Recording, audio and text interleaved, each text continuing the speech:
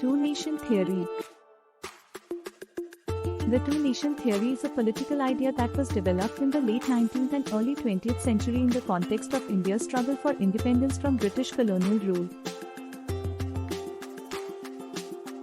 It was primarily advanced by Muslim leaders who argued that Hindus and Muslims in India were two distinct nations with separate identities, cultures, and interests, and therefore could not live together in a single state. The theory was based on the premise that Muslims in India were a minority and could not expect to be treated fairly in a democratic system dominated by the Hindu majority.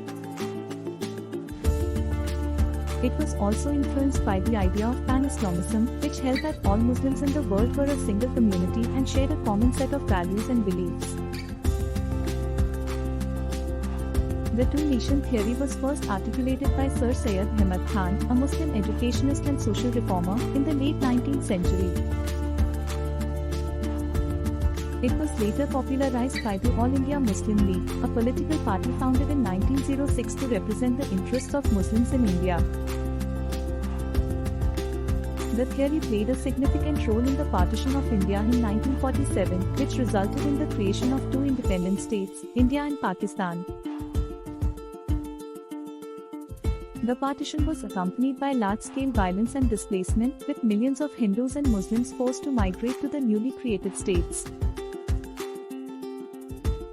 The two-nation theory remains a controversial and contested idea, with some scholars and activists arguing that it is based on flawed assumptions about the nature of identity and culture, and that it has been used to justify communal violence and discrimination against minorities. Gandhi Ji's view on two-nation theory. Mahatma Gandhi, the leader of the Indian independence movement, was a staunch opponent of the two-nation theory. He believed that India's diverse religious and cultural communities could live together peacefully in a single, democratic state. Gandhi saw the two-nation theory as a divisive and dangerous idea that would only serve to further inflame communal tensions in India. He argued that the theory was based on flawed assumptions about the nature of identity and culture, and that it ignored the many shared traditions and values that existed between Hindus and Muslims in India.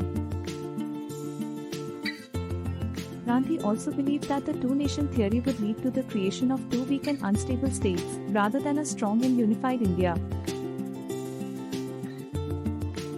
He feared that the partition of India would result in large-scale violence and displacement, as well as ongoing conflicts between the two new states.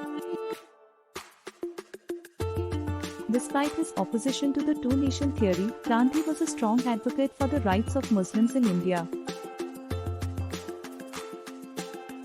He recognized the importance of addressing the legitimate grievances of India's Muslim community and worked tirelessly to promote interfaith harmony and understanding.